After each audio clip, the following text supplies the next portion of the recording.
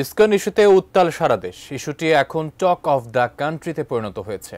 সম্প্রতি এই সংগঠনের অনুসারীদের হামলার সময় আইনজীবী খুনের ঘটনায় এই উত্তেজনা আরও বেড়েছে।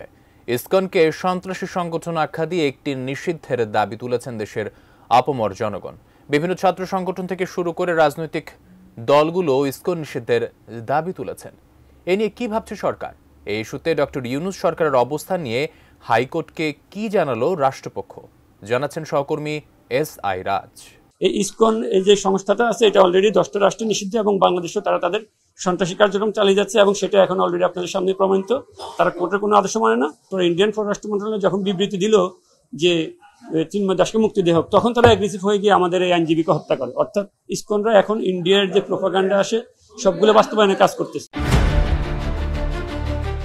ইসকনের এক নেতার গ্রেপ্তারকে কেন্দ্র করে চট্টগ্রামে আইনজীবী হত্যা ও বিশৃঙ্খলা সৃষ্টির যে কোনো অপচেষ্টার বিরুদ্ধে সরকার কঠোর অবস্থান নিয়েছে বলে হাইকোর্টকে জানিয়েছে রাষ্ট্রপক্ষ।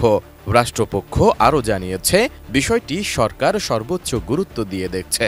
এ ঘটনায় এরই মধ্যে 3টি মামলা হয়েছে, 33 জনকে গ্রেপ্তার করা হয়েছে এবং 6 জনকে শনাক্ত করা হয়েছে। হায়দ্রাবাদ অথবা সিকিমের মতো যদি একটা রাষ্ট্র তারা প্রতিষ্ঠা করতে পারে, এদেশে যদি দাঙ্গা লাগাতে পারে, তাহলে তারা খুব সহজে বাংলাদেশটাকে দখল করে নিতে পারবে। কারণ তাদের অতীত ইতিহাস হচ্ছে হায়দ্রাবাদকে দাঙ্গা লাগিয়ে দখল করা, তাদের অতীত ইতিহাস হচ্ছে সিকিমকে তারা দাঙ্গা লাগিয়ে দখল করে নিয়েছে। এখন তারা ইসকনের মাধ্যমে সন্ত্রাসী কার্যক্রমের মাধ্যমে বাংলাদেশে যদি দাঙ্গা লাগাতে পারে, তাহলে তারা বাংলাদেশটাকে খুব সহজে দখল করে নিতে পারবে। Double million offer Walton fridge কিনে পেতে পারেন 20 লক্ষ টাকা, রয়েছে কোটি কোটি টাকার নিশ্চিত উপহার। 28 নভেম্বর বিচারপতি ফারাহ মাহবুব ও বিচারপতি দেবাশিস রায় চৌধুরীর হাইকোর্ট বেঞ্চে এ তথ্য জানানো হয়। রাষ্ট্রপক্ষের অতিরিক্ত attorney general barrister Anik R Haque ও deputy attorney general Mohammad Asad Uddin এ তথ্য জানান। এ সময় সরকারের নেওয়া পদক্ষেপে সন্তোষ প্রকাশ করে হাইকোর্ট বলেন, তারা এমন তড়িৎ পদক্ষেপে সন্তুষ্ট, তবে এ তৎপরতা জারি রাখতে হবে, কোনোভাবেই যাতে জানমালের ক্ষতি না হয় সেজন্য সর্বোচ্চ সতর্ক অবস্থায় থাকতে হবে।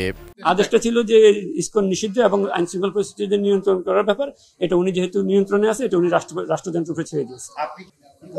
কোর্টের প্রত্যেকটা অবজারভেশনে আমরা স্যাটিসফাইড, কারণ কোর্ট বলছে যে বাংলাদেশে আমরা হিন্দু, বৌদ্ধ, খ্রিস্টান এবং যতটুকু ধর্মের অনুসারী আছে, আমরা প্রত্যেকটা অনুসারীরা খুব মিলেমিশে খুব সুন্দরভাবে বসবাস করতেছি। এবং হিন্দুদের ব্যাপারে আমি খুব ওনারা আমার বন্ধু, আমার ভাই, আমাদের ধর্মের বিধর্মী হতে পারে, কিন্তু আমরা একসাথে মিলেমিশে আছি। কিন্তু ইসকনের মাধ্যমে ইন্ডিয়া তার প্রোপাগান্ডা বাস্তবায়ন করতে হচ্ছে, এটা হচ্ছে আমাদের সবচেয়ে আবেগ এবং উদ্বেগ এবং চিন্তার বিষয়।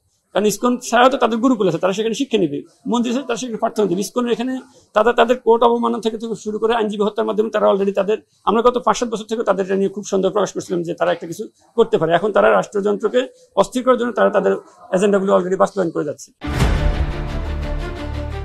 চট্টগ্রাম আদালতে আইনজীবী সাইফুল ইসলাম আলিফ হত্যার পর সারা দেশে যখন ইসকন নিষিদ্ধের দাবি উঠেছে, তখন 27 নভেম্বর ইসকন নিষিদ্ধ চেয়ে হাইকোর্টে মৌখিক আবেদন করেন আইনজীবী মোহাম্মদ মনির উদ্দিন, যার পরিপ্রেক্ষিতে রাষ্ট্রপক্ষের মতামত জানতে জরুরি ভিত্তিতে অ্যাটর্নি জেনারেলকে আদালতে ডেকে পাঠানো হয়।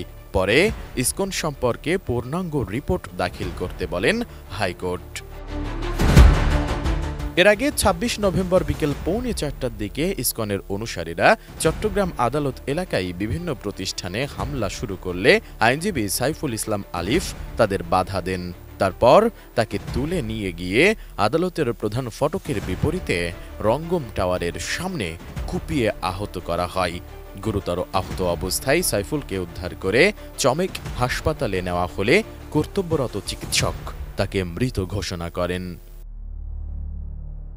এস.আই. রাজ, এটিএন নিউজ, ঢাকা।